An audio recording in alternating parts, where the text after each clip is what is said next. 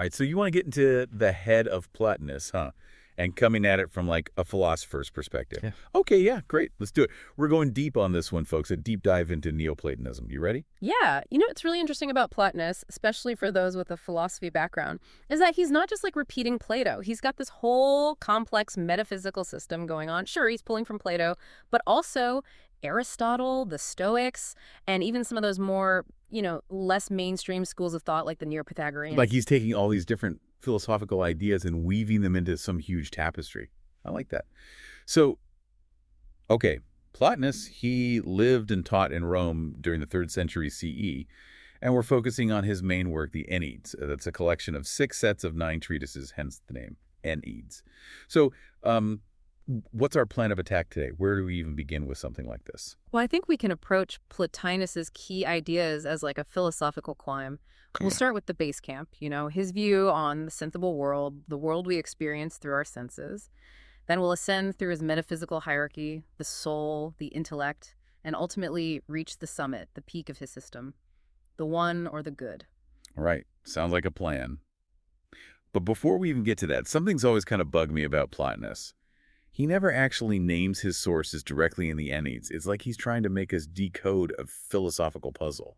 Right. Yeah, it's true. It definitely makes his work all the more challenging, but also way more rewarding when you start to figure it out. It's like he's asking us to have this big philosophical conversation across time.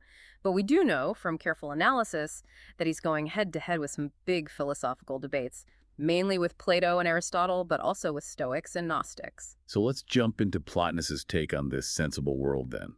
Seems like he kicks things off with this pretty familiar concept, matter and form. Yeah, at first glance, it might seem like he's just like echoing Aristotle. He talks about matter and form being the building blocks of bodies, but there's this big difference in how he understands matter.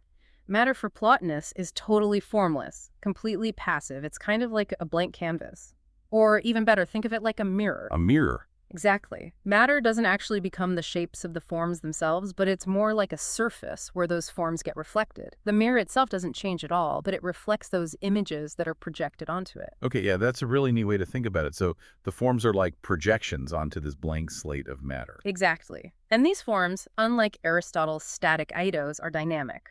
Plotinus calls them like formative principles or logoi.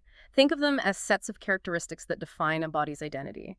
And here's where we see that Plotinus isn't just like regurgitating Aristotle. For him, these logois aren't like the end-all be-all source of the forms we see in the world around us, the sensible world. Hold on, wait, you're saying there's even more to this. Where do these logos even come from in the first place? That's where Plotinus's hardcore Platonist roots really come out. You remember Plato's theory of forms, right? Plotinus buys into those true, intelligible forms that exist in this higher realm, the realm of the intellect, the logoi that shape the sensible world. Those are just reflections or images of these perfect, never-changing forms. So we've got these perfect forms hanging out in this realm of the intellect and their reflections, the logoi, shaping the world we actually experience. But how does that projection even happen? Like, what's the mechanism? The soul. The soul's the key here. For Plotinus, the soul is like this go-between, mediating between the intelligible realm, the world of the forms, and then the sensible world. It contemplates the forms, understands their essence, and then projects them onto matter. So the soul is basically shaping the sensible world based on what it sees in the intellect. So the soul's like some kind of cosmic artist, using the forms for inspiration to create our world. That's a great way to think about it. And driving this whole creative process is a principle Plotinus calls nature. Basically, it's the cosmic soul's way of organizing the universe, making sure everything has its own place and purpose. Wait, did you say cosmic soul? Are we talking about multiple souls here? Yeah, and this is where I can get a little tricky. Got to be careful with Plotinus's concept of the soul.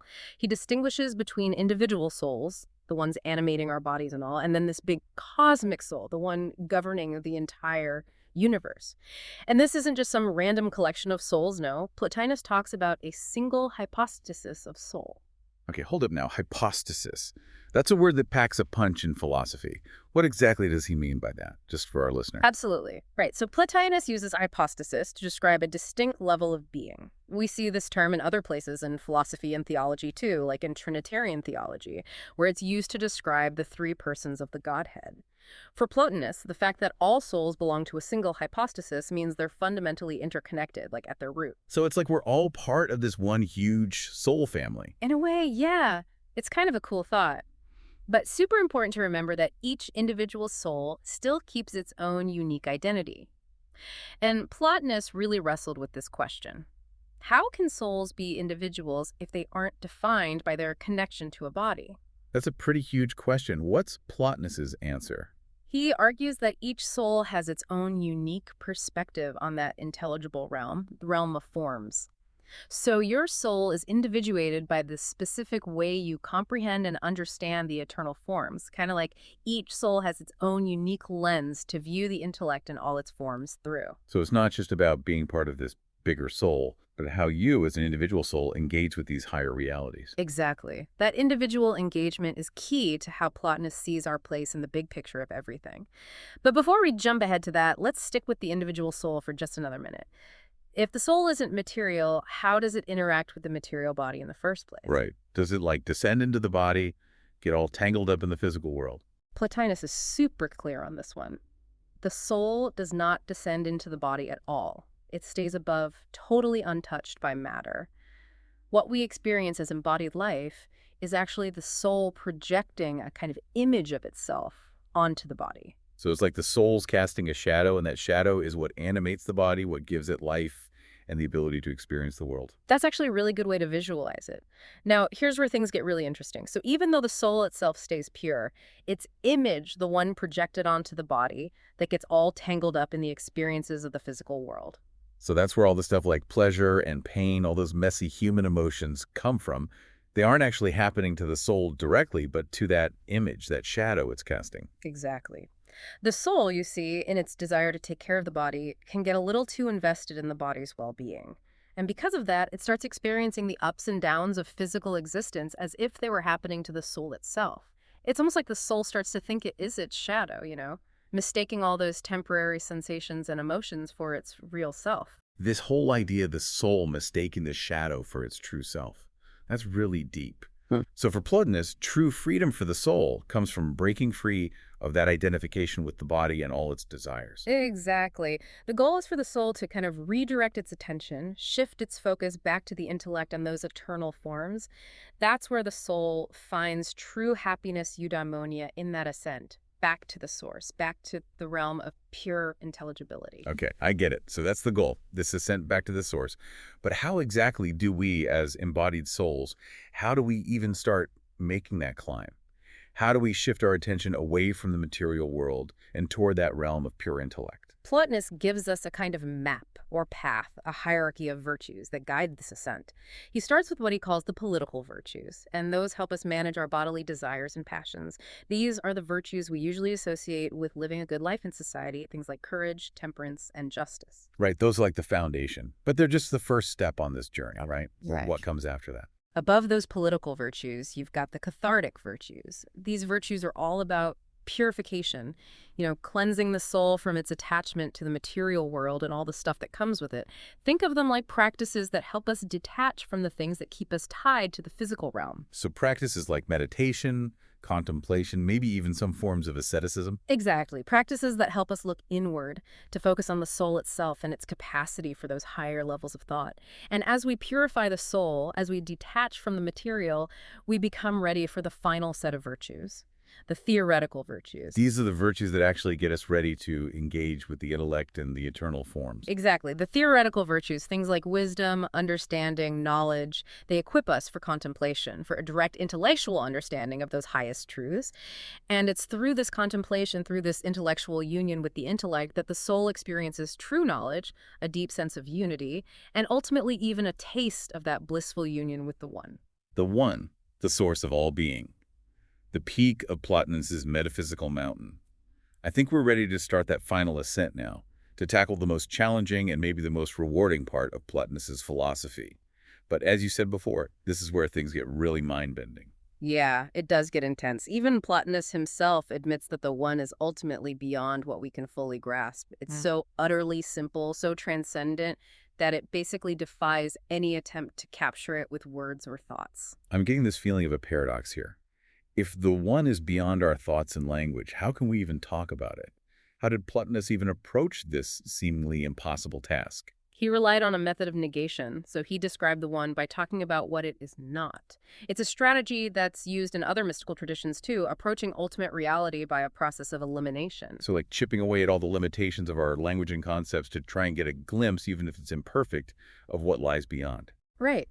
For example, Plotinus argues that since the one is the source of all things, it must logically come before everything else. It can't be dependent on anything for its own existence, and since it's completely simple and totally unified, it can't have any parts or divisions.